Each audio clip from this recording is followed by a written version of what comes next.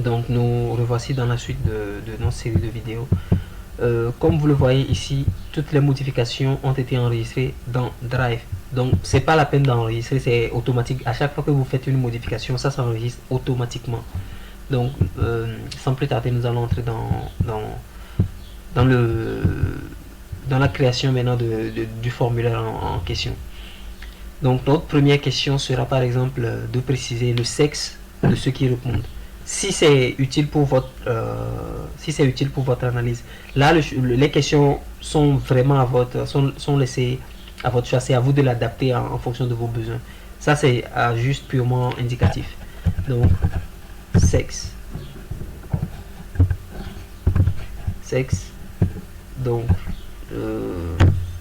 homme, femme. Donc c'est une question à choix multiple, c'est-à-dire la personne sélectionne soit homme soit femme, pas les deux. Par contre, si vous faites case à cocher, la personne peut sélectionner plus d'une réponse. Donc nous verrons ça plus tard. Donc soit homme soit femme. Ben bon, dans les pays européens où ils peuvent ajouter autre à cause de... Bref, on va ajouter une autre question. Maintenant, supposons que vous travaillez sur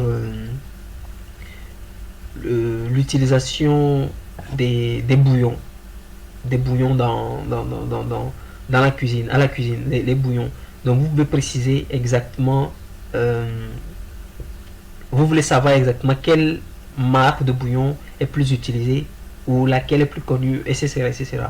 Donc vous pouvez faire outil,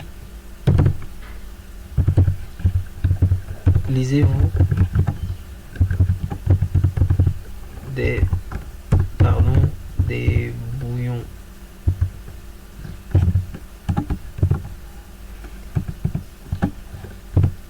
pour des raisons de précision. Le mieux c'est de mettre des parenthèses pour préciser exactement votre pensée. C'est contre-productif de mettre des questions ou bien des phrases, des mots techniques ou alambiqués que le répondant ne comprend pas. Il faut plutôt simplifier les choses pour que tout le monde puisse comprendre et répondre. Donc ici nous allons mettre les différentes marques. Maggi,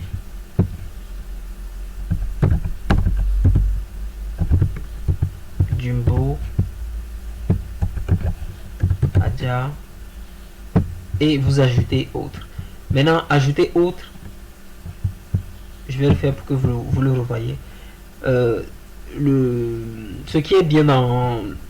D'abord la question, nous allons la mettre sur case à cocher, comme ça la personne peut sélectionner autant de réponses que possible. Donc ensuite vous ajoutez autre ici, le autre pour que la personne précise exactement si la personne utilise autre chose que ce que vous avez listé, ou pour que la personne apporte plus de détails.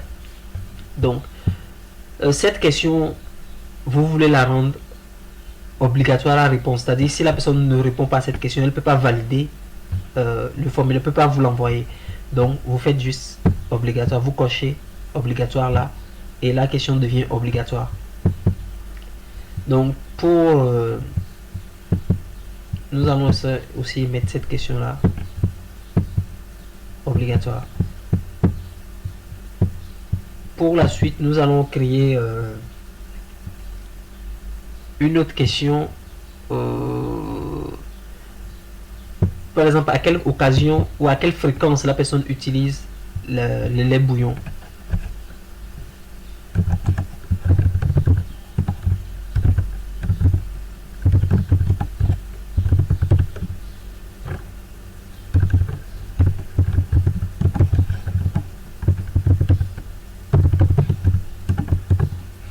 À quelle fréquence utilisez-vous le bouillon?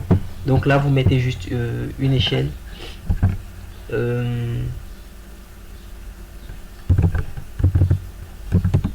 Tous les jours.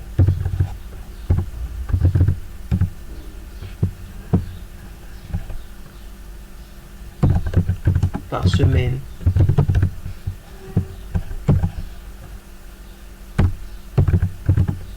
Par mois. Et c'est cela, vous mettrez autre.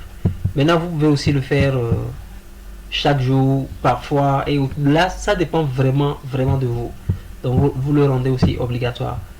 Maintenant, je pense que là, vous avez vu déjà largement comment ça se fait. Donc, vous pouvez aussi ajouter dans votre formulaire, vous pouvez aussi ajouter euh, des vidéos et des images. Donc, pour ajouter une image, vous venez juste là, ajouter une image, et là, pour ajouter une vidéo.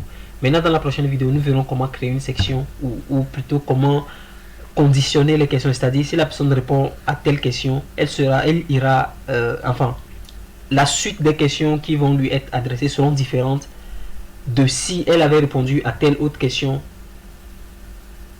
autrement. C'est-à-dire, si elle choisit, vous voulez personnaliser vos questions en fonction des sexes. Si la personne est un homme, c'est tel type de questions qui viendront. Si la personne est une femme, c'est tel type de questions qui viendront. C'est-à-dire conditionner la suite du questionnaire en fonction des réponses précédentes. Donc, à la prochaine vidéo.